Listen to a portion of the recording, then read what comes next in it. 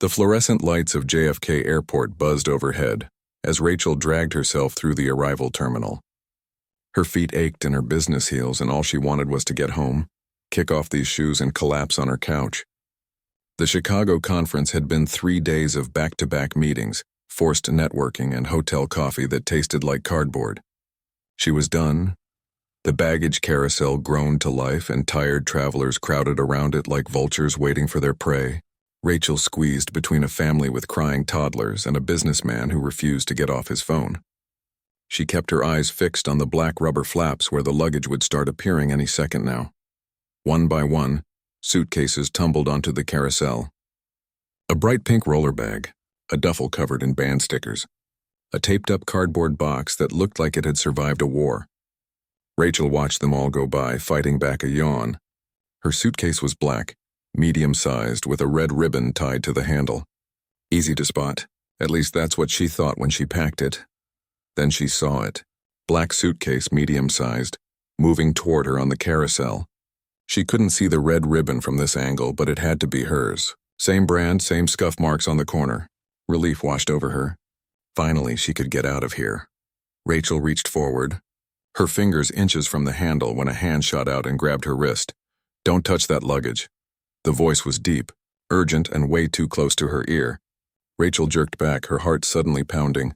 She spun around to find herself face to face with a man who looked like he'd stepped out of a cologne advertisement. Tall, sharp jawline, dark hair slightly messy in that intentional way. But his eyes were what caught her attention. They were intense, scanning her face like he was reading a book. "Excuse me?" Rachel yanked her wrist free, anger replacing her shock. "That's my bag." "No, it's not." He moved between her and the carousel, his body language screaming authority. Other passengers were starting to stare. "Yes, it is," Rachel insisted, her voice rising. She was too tired for this nonsense. "Look, I don't know what your problem is, but I've had a long day and I just want to go home. So if you could please move." "Detective Kane," the man interrupted, pulling out a badge from his jacket. "And I'm telling you that is not your bag." Rachel's mouth went dry. A detective here? Her mind raced through possibilities. Had someone planted something in her luggage? Was she being set up? She'd watched enough crime shows to know this wasn't good. "I don't understand," she said, hating how her voice shook slightly. "That's my suitcase. Black, medium-sized. I bought it 2 years ago from that luggage store in Manhattan. I tied a red ribbon on it before I left." Detective Kane's expression softened just a fraction. "I believe you think it's yours. But that bag," he nodded toward the carousel where the black suitcase was making another loop, "is part of an active investigation. If you take it, you'll be walking out of here with evidence in a federal case." "Or worse." "Worse?" Rachel repeated. "What could be worse than that?" He looked around, then lowered his voice. "The people who own that bag don't like loose ends. If they think you have what belongs to them, you become a problem they'll want to solve." A chill ran down Rachel's spine despite the stuffy airport air. She watched the black suitcase continue its journey around the carousel. It looked so ordinary, so harmless, just like hers. "But that really looks like mine," she whispered. "I know." Detective Kane raised his hand and 2 security officers appeared as if from nowhere. "Let's figure this out. What flight were you on?" "United 2847 from Chicago." Rachel fumbled in her purse for her boarding pass, her hands trembling slightly. One of the security officers grabbed the black suitcase as it came around again. He didn't open it, just placed a tag on it and carried it away. Rachel watched it disappear through a security door, feeling oddly violated even though it apparently wasn't even hers. "Okay," Detective Kane said, studying her boarding pass. "Your bag should be on Carousel 3, not Carousel 7. Someone probably moved it by mistake." "Carousel 3? Rachel looked around, disoriented. "But I was sure, easy mistake. This place is chaos." He actually smiled, and it transformed his whole face. Less intimidating detective, more regular guy trying to help. "Come on, I'll walk you over there." They weaved through the crowd, Detective Kane clearing a path with just his presence. Rachel found herself studying him from the corner of her eye. The sharp suit, the confident walk, the way his eyes never stopped moving, always watching. He looked like someone who'd seen things, dealt with things she couldn't imagine. Carousel 3 was less crowded, and right there, making its lonely rotation, was her actual suitcase. Black, medium-sized, with her red ribbon dancing from the handle like a tiny flag. "Oh, thank God," Rachel breathed, rushing forward to grab it. She hugged it like a long-lost friend, feeling ridiculous but too relieved to care. See? Crisis averted. Detective Kane stood back, hands in his pockets now, looking less like a cop and more like a guy who'd just done someone a favor. Rachel set her suitcase down and really looked at him for the first time without panic clouding her vision. I almost took the wrong bag. You almost took a very wrong bag, he corrected. We've been tracking that luggage for 3 weeks. It's part of a smuggling operation. High-value items moving through airports using passenger flights as cover. And if I'd taken it, best case, you'd have spent hours being questioned by federal agents while they figured out you were innocent. Worst case? He paused and something dark flickered across his face. These people don't ask questions first. Rachel's legs suddenly felt weak. She'd been so focused on getting home, so annoyed at the delay that she hadn't processed how close she'd come to real danger. I need to sit down. Hey, you're okay. Detective Kane's hand hovered near her elbow, not quite touching but ready to catch her if she fell. You're safe. That's what matters. Safe because you stopped me. Rachel looked up at him. Why were you even watching that bag? Were you waiting for whoever was supposed to pick it up? Something like that. He smiled again, but it didn't quite reach his eyes this time. Look, I know this has been jarring. Can I buy you a coffee? Make sure you're steady before you drive home. Rachel knew she should say no. Should grab her actual luggage and get out of this airport as fast as possible. Put this weird, scary encounter behind her. But there was something about the way he looked at her. Like he genuinely cared that she was shaken up. Plus her hands were still trembling.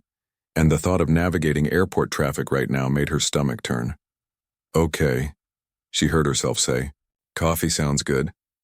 As they walked toward the airport cafe, Rachel pulling her suitcase behind her, she couldn't shake the feeling that her life had just taken a sharp turn in a completely unexpected direction, and she had no idea if that was a good thing or a terrible thing, all because of one black suitcase that looked exactly like hers. The airport cafe smelled like burnt espresso and cleaning supplies. Rachel slid into a booth near the window while Detective Kane went to order. Her suitcase sat beside her like a faithful dog, and she kept one hand on it as if letting go might make it vanish and reappear somewhere dangerous. Through the window she watched planes taxi across the tarmac. Just an hour ago, her biggest worry had been whether she'd hit traffic on the way home. Now she was sitting in an airport cafe with a detective, learning she'd almost become part of a federal case. Life was weird sometimes. Kane returned with 2 paper cups and a couple of chocolate chip cookies on a tray. They didn't have much selection, he said, settling across from her. But the cookies looked decent. Thanks. Rachel wrapped her hands around the warm cup. The heat felt good, grounding. You didn't have to do this. Yeah, I did. He took a sip of his coffee and winced. Terrible as always. Anyway, you looked like you were about to pass out back there. Last thing I need is a civilian fainting on my watch. Is that what I am? A civilian? Rachel tried the coffee. He was right. It was terrible. She drank it anyway. In this situation. Yeah. Kane leaned back, and for the first time since grabbing her wrist, he looked relaxed. Almost normal. You work in events, right? I saw the conference badge in your purse when you were looking for your boarding pass. Event planning, yeah. Corporate stuff mostly. Conferences, product launches, retirement parties that cost more than my car. She broke off a piece of cookie. Not exactly thrilling compared to chasing smugglers through airports. You'd be surprised how boring most of my job is. Paperwork, surveillance, more paperwork. Today's actually been exciting. He smiled, and she noticed a small scar above his left eyebrow. Though I'm guessing you'd have preferred boring. Boring sounds amazing right now. Rachel ate the cookie piece. It was surprisingly good. So what happens now? With the bag, I mean. The one I almost took. Kane's expression shifted, becoming more serious. We wait. Whoever was supposed to pick it up will eventually show, or they won't. Either way, we've disrupted their operation. That's a win. But they're still out there. For now. He studied her face like he was deciding how much to tell her. Look, Rachel, this is a bigger operation than one bag. We've been tracking these people for months. They use commercial flights to move high-value stolen goods, art, jewelry, artifacts, things that are too hot to transport through normal channels. Rachel's stomach tightened. And I almost walked out of here with one of their shipments. But you didn't, I stopped you. His voice was firm, reassuring. You're not involved. You're not on their radar. You're just someone who had the same suitcase as them. Bad luck, that's all. She wanted to believe him. The way he said it, so confident and calm, made it sound simple. Just bad luck. Nothing to worry about. But something nagged at her, a worry she couldn't quite name. Did anyone see? She asked. When you stopped me, I mean. Other passengers, sure, but what about them? The smugglers. Were they watching? Kane paused, his coffee cup halfway to his lips. Then he set it down. That's a good question. Smart question. He pulled out his phone, typed something quickly.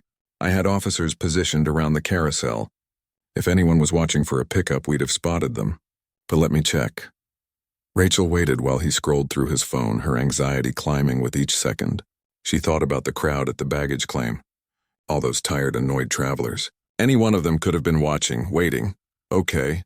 Kane put his phone away. My team didn't identify anyone suspicious. No one seemed interested in that particular bag except you. So either they weren't there yet or they're better than we thought. That's not very reassuring. Honestly, you're probably fine. He met her eyes and she saw he meant it. These operations are careful.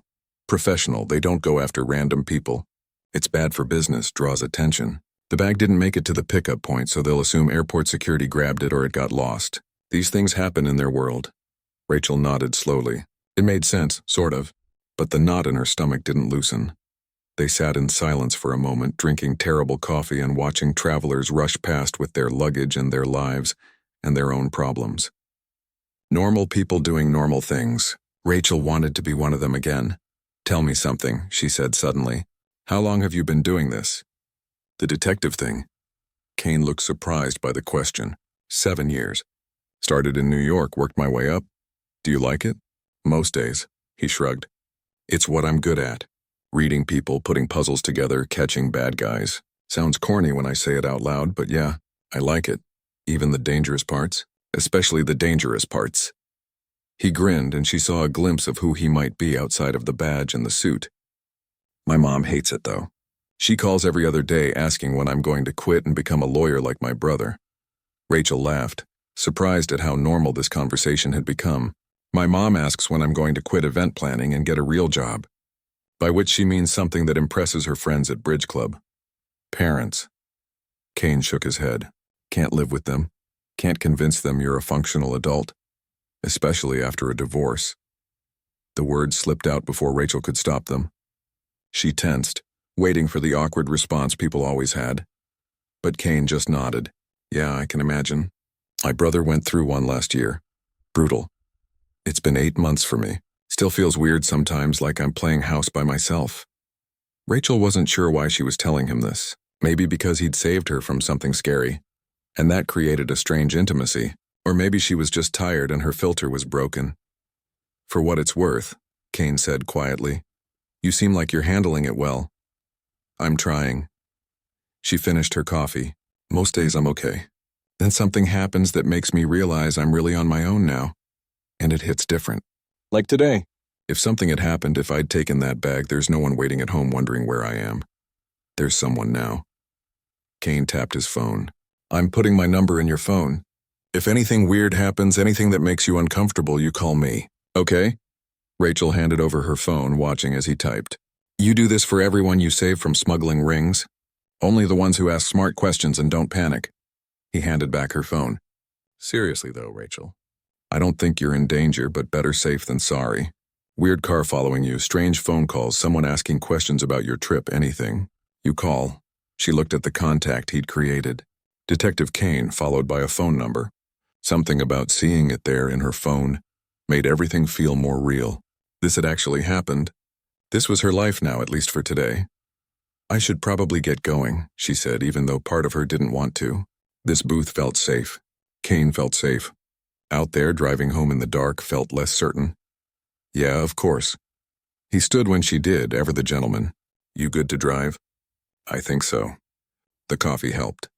Even if it tasted like dirty water, he laughed. Worst coffee in New York, guaranteed. But hey, it's tradition. Airport coffee is always terrible. It's in the rule book. They walked back toward the exit together, Rachel pulling her suitcase, Kane matching her pace. At the doors leading to the parking garage, they stopped. Thank you, Rachel said. Really, for stopping me. For the coffee. For not making me feel stupid. "You're not stupid. You're actually pretty sharp." Kane smiled that smile again, the one that made him look less like a detective and more like someone she might want to know better. "Get home safe, Rachel. And remember, anything weird, I'll call. I promise." She watched him walk back into the terminal, his figure disappearing into the crowd of travelers. Then she took a deep breath and headed for her car, her real suitcase rolling behind her, Detective Kane's number saved in her phone. Everything would be fine. It had to be. This was just a strange story she'd tell someday. About the time she almost grabbed the wrong bag at the airport. At least, that's what she told herself as she drove home through the dark, checking her rearview mirror a little more often than usual. 3 days passed before Rachel noticed the car. She'd almost convinced herself the airport thing was over, just a weird blip in an otherwise ordinary life. She went to work, planned a product launch for a tech startup, answered emails, ate leftover takeout for dinner. Normal stuff. Safe stuff. But on Thursday morning, driving to meet a client, she saw it. A dark blue sedan 2 cars back, following the same turn she made. Left on Madison. Right on 5th. Another left toward the downtown district, probably nothing. New York had millions of cars. People took the same routes. She was being paranoid, except the car was still there when she parked outside the coffee shop where she was meeting her client. Still there an hour later when she came out, and when she drove to her office, it followed at a careful distance, never too close, never too far. Rachel's hands tightened on the steering wheel. Her heart started doing that thing where it beat too fast, making her feel dizzy. She thought about calling Kane, but what would she say? A car drove in the same direction as me? He'd think she was being ridiculous. She pulled into her office parking garage and the blue sedan drove past. Kept going. Disappeared around the corner. Rachel sat in her car for 10 minutes, breathing slowly, feeling stupid. See, nothing. Just her imagination running wild because a detective had put ideas in her head about smugglers and danger and being careful. That night, her phone rang at 2 in the morning. She jerked awake, heart pounding. Grabbed her phone from the nightstand. Unknown number. She almost didn't answer, but something made her hit the green button. Hello? Silence. Not dead air, but breathing. Someone was there on the other end listening. Hello? Rachel said again, her voice sharper now. Who is this? The line went dead. She stared at her phone in the darkness of her bedroom. The blue numbers on her clock read 2:17. Outside, the city hummed with its usual nighttime sounds. Traffic, sirens in the distance. Nothing unusual, but her hands were shaking. She almost called Kane right then. But it was 2 in the morning and he was probably asleep, and maybe it was just a wrong number. Maybe it was a telemarketer or a butt dial or any one of 1,000 innocent explanations. Rachel put the phone back on the nightstand and lay down, but she didn't sleep. She watched the shadows on her ceiling and listened to every sound until the sun came up. The second call came the next afternoon, while she was reviewing catering options for an event. Same thing, she answered. Someone breathed on the other end, then silence, then nothing. The third call came that evening while she was making dinner. This time she didn't say anything, just listened to the breathing, counting the seconds until they hung up. 17 seconds. Rachel stood in her kitchen, wooden spoon still in her hand, pasta sauce bubbling on the stove, and made a decision. She found Kane's number in her contacts and hit call before she could talk herself out of it. He answered on the second ring. Rachel, everything okay? The concern in his voice made her throat tight. I don't know. Maybe I'm being paranoid, but you said to call if anything weird happened. Tell me. His tone changed instantly, all business. She told him about the blue sedan, about the phone calls with no one speaking, about the feeling she had, like someone was watching her even though she couldn't prove it. I know it sounds crazy, she finished. Maybe it is. Maybe I'm just freaking out over nothing. It's not nothing. Kane's voice was firm. Where are you right now? Home, my apartment. Stay there.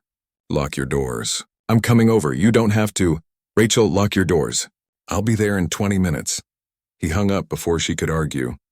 Rachel turned off the stove and went around checking all her locks. Door. Windows. Even the fire escape window she never opened. Everything secure. Everything fine except she didn't feel fine. Kane arrived in 18 minutes. She watched through the peephole as he approached, then opened the door. He'd changed out of the suit from the airport, wearing jeans and a dark jacket now, but he still looked like he could handle anything. "Show me your phone," he said, stepping inside. Rachel handed it over. He scrolled through her recent calls, his expression getting darker. All unknown numbers. All within 48 hours. He looked up at her. "I need you to be completely honest with me. Have you noticed anyone else? Someone in your building, at your office, anywhere that seemed out of place?" Rachel thought hard. There was a guy in the lobby yesterday. I'd never seen him before. He was just standing there looking at his phone. But when I walked past, he watched me get on the elevator. Describe him. 30s maybe. Average height, dark jacket, baseball cap. Nothing special. That's why I didn't think much of it. Kane pulled out his own phone and made a call. "Hey, it's me. I need a favor." He walked toward her window, speaking in a low voice Rachel couldn't quite hear. She sat on her couch, hugging a throw pillow, feeling her safe little apartment suddenly feel less safe. This was real. Whatever was happening, Kane believed her, which meant she wasn't crazy, which also meant she was in actual danger. Kane finished his call and came back to the couch. He sat down, but not too close, giving her space. "Okay, here's what's happening. The bag from the airport? The one you almost took? It never made it to evidence. Someone inside the airport, one of the baggage handlers, we think, grabbed it before we could secure it properly." Rachel's stomach dropped. So they have it. They have it. Which means they're nervous. They know we were watching. They probably reviewed airport footage and saw me stop you, saw us talking. Now they're trying to figure out if you're a threat. A threat? I don't know anything. I almost grabbed the wrong bag. That's it. They don't know that. Kane leaned forward, his expression serious. These people don't take chances. They're trying to figure out who you are, what you know. The surveillance, the calls, it's intimidation. Seeing if you'll run to the police or if you'll stay quiet. Well, I ran to the police. To you, so what happens now? Rachel heard her voice getting higher, panic creeping in. Now we keep you safe. Kane's voice was steady, calm. I've got officers doing sweeps of your building and your office. I flagged your phone number so any calls get traced. And I'm not leaving you alone. What do you mean? I mean I'm staying. Tonight at least. On your couch, not weird? But I'm not leaving until I know you're secure. Rachel should have argued. Should have said she'd be fine, that he didn't need to babysit her. But the truth was she was scared. Really scared.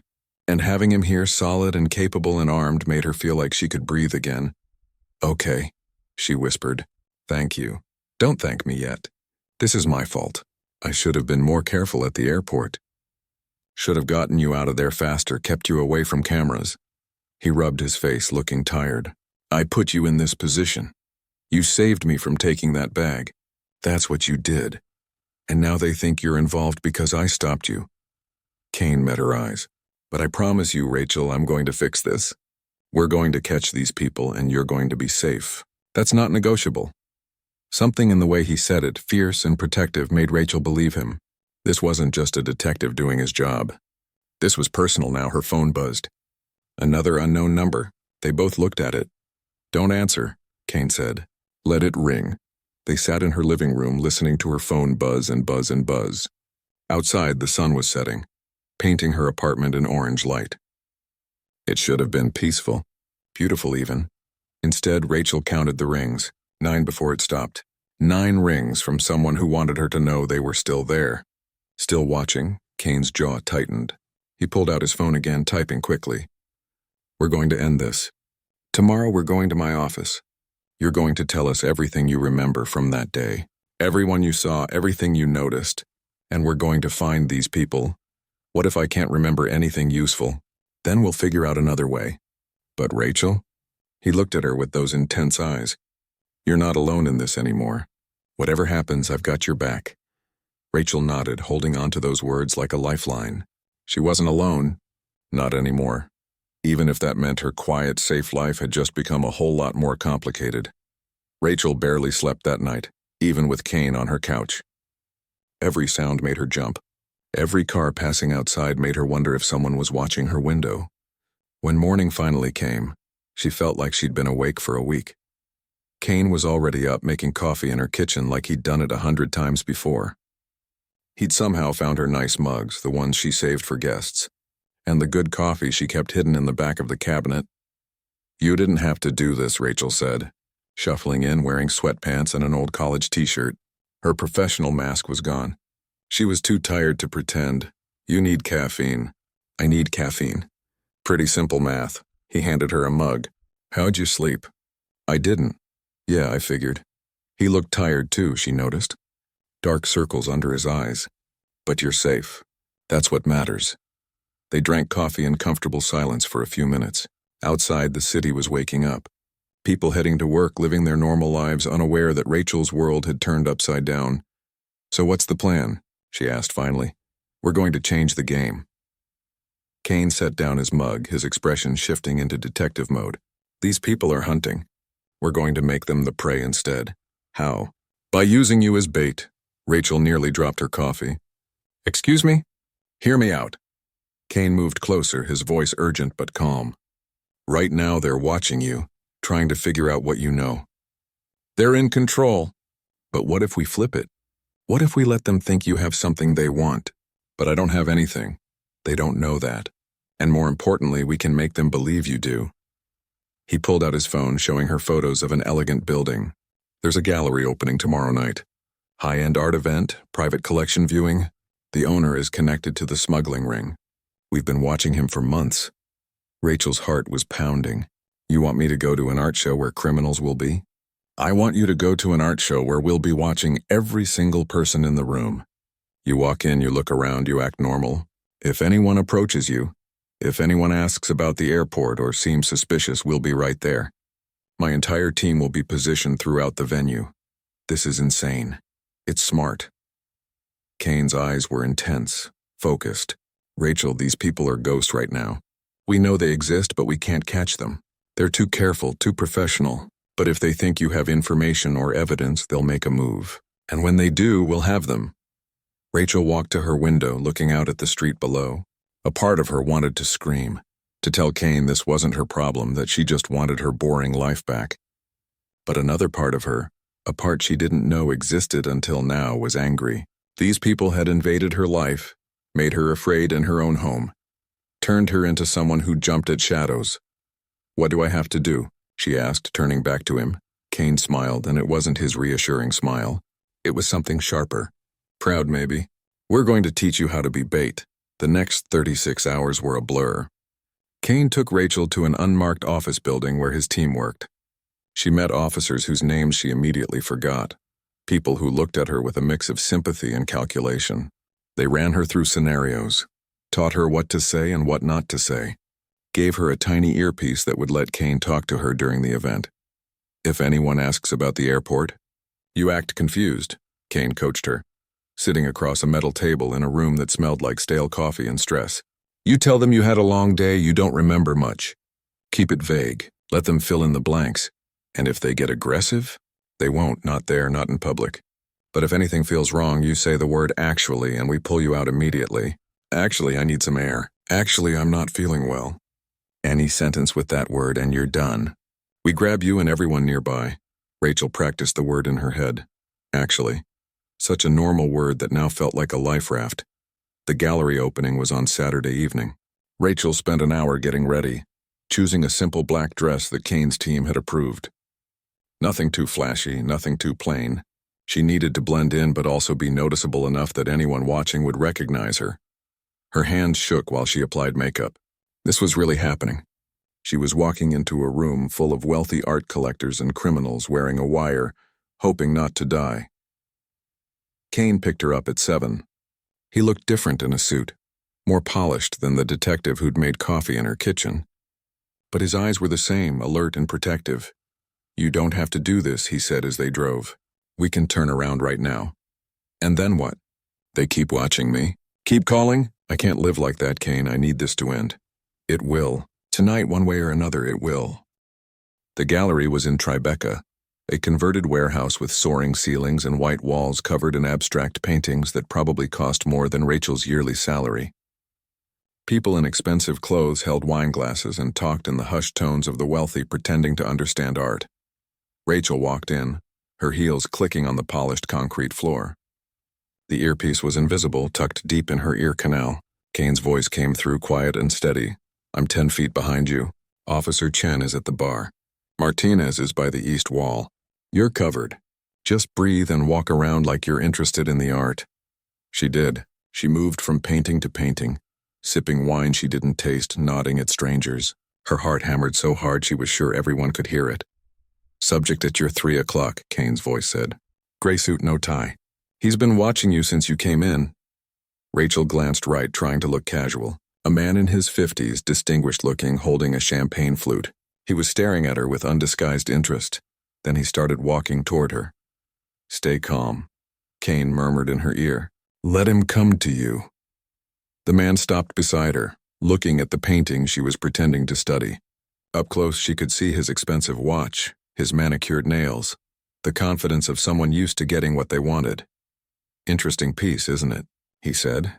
His voice was smooth, educated, dangerous. "It is," Rachel managed. Her throat felt dry. "I don't believe we've met." "I'm Vincent." He extended his hand. She shook it. His grip was firm, assessing. "Rachel? Rachel." He repeated her name like he was tasting it. "You look familiar. Have we crossed paths before?" Here it was. The moment. Rachel forced a confused smile. "I don't think so. I'm not usually at these kinds of events." "No? What brings you here tonight?" "A friend mentioned it. I'm in event planning, thought it might be good to see how the professionals do it." Vincent smiled, but it didn't reach his eyes. "Event planning. How fascinating. Do you travel much for work?" "Sometimes. Conferences, that kind of thing. Airports can be such chaotic places, can't they? Easy to get things mixed up." Rachel's blood ran cold. Kane's voice was sharp in her ear. "That's our guy. Stay with the script, I guess," Rachel said, keeping her tone light. "Though honestly, after a long trip, I usually just want to get my bag and go home." "Don't remember much else." Vincent's smile tightened. "Of course. Though sometimes the things we don't remember are the most important, wouldn't you say?" Before Rachel could respond, Kane appeared at her elbow. Not rushing, not aggressive, just suddenly there. "Rachel, there you are. Sorry I'm late." She'd never been so relieved to see anyone in her life. Vincent's expression flickered, something dangerous passing across his features. Then it was gone, replaced by polite distance. "I'll let you two catch up. Lovely to meet you, Rachel." He disappeared into the crowd.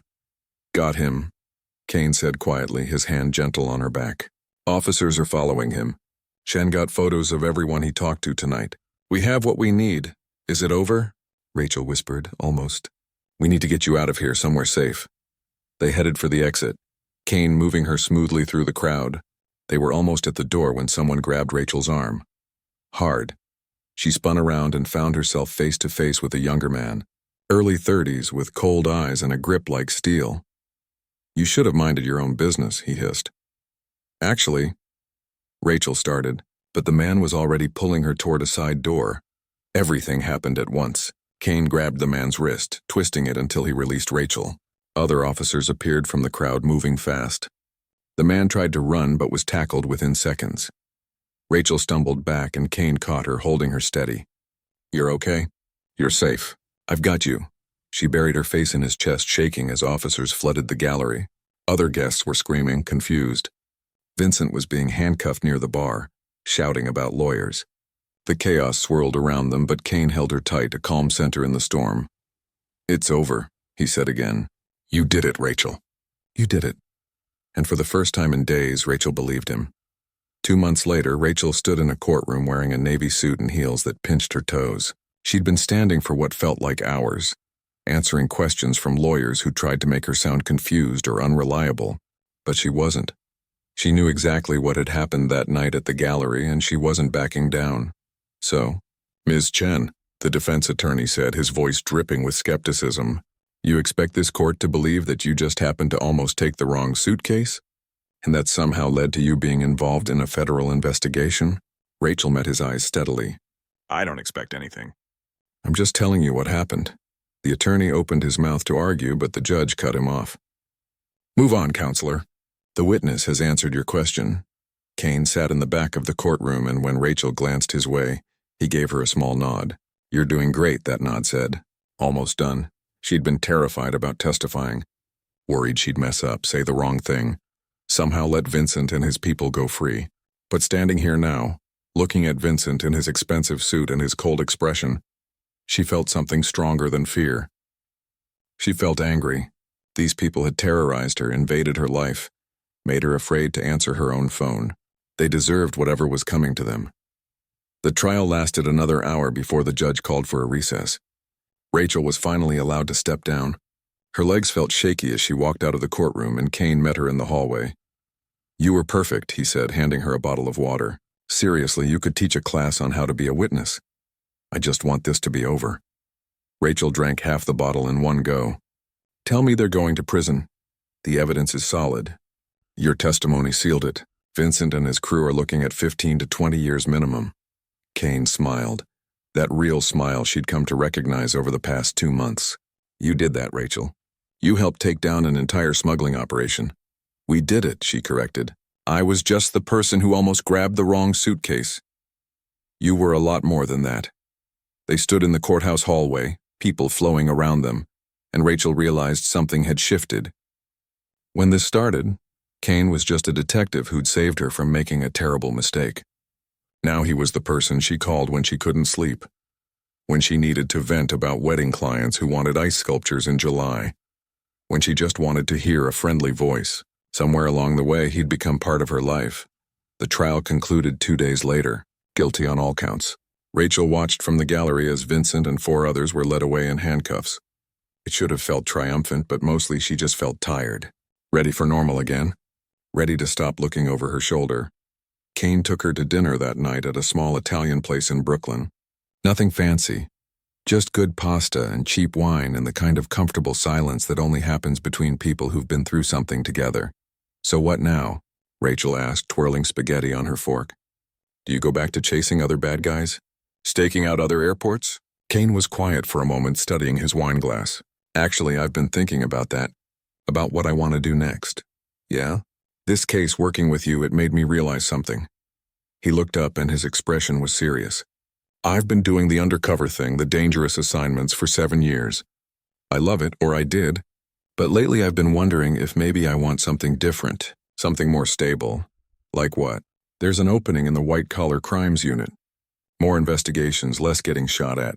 Better hours. The kind of job where you actually have time for a life outside of work."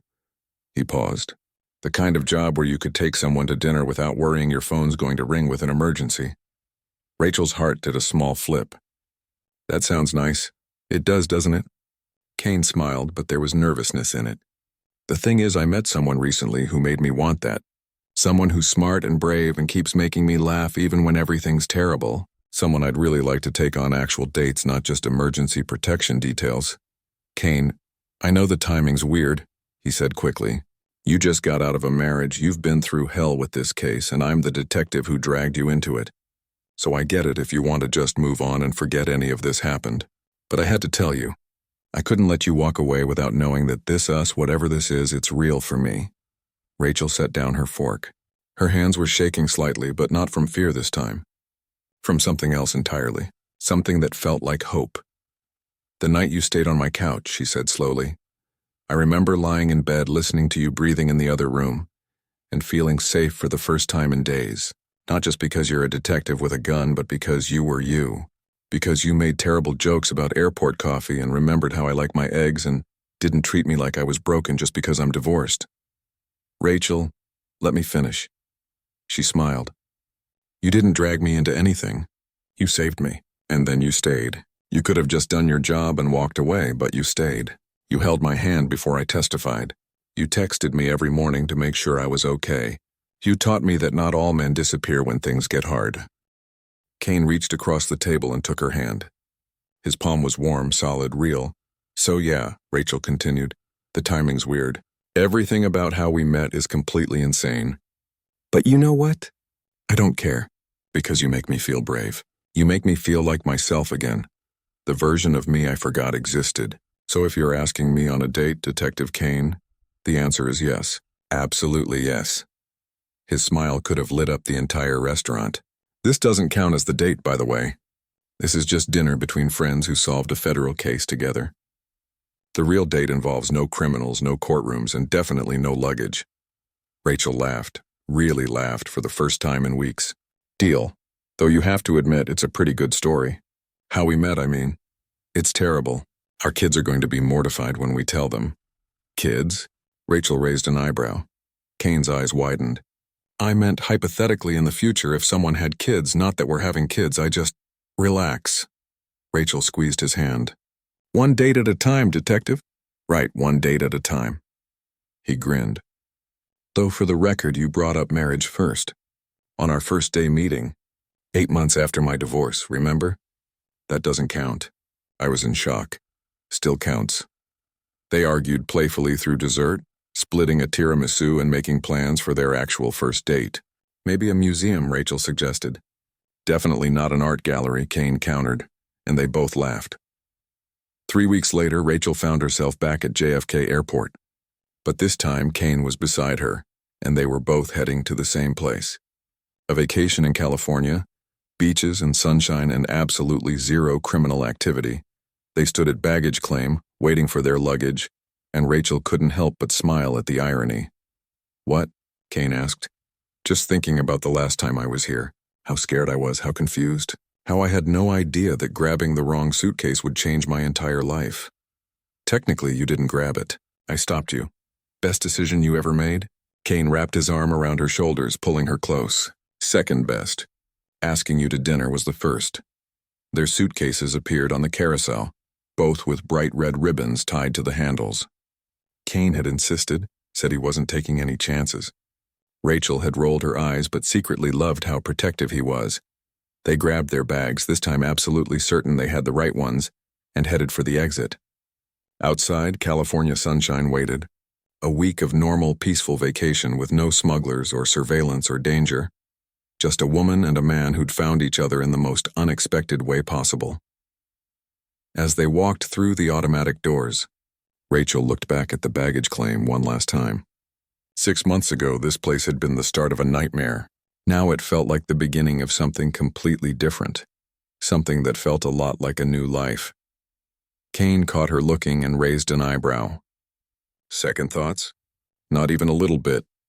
Rachel took his hand and they walked out into the sunshine together. Though I am definitely checking our luggage tags 3 times from now on. Fair enough. Kane laughed. But you have to admit the story's going to be great at parties. The time I almost grabbed the wrong suitcase and ended up testifying in federal court? The time you almost grabbed the wrong suitcase and ended up with me. Rachel smiled, squeezed his hand, and decided that yeah, that was definitely the better version of the story. The one worth telling, the one worth living. Sometimes, she thought, the wrong suitcase leads you exactly where you're supposed to be.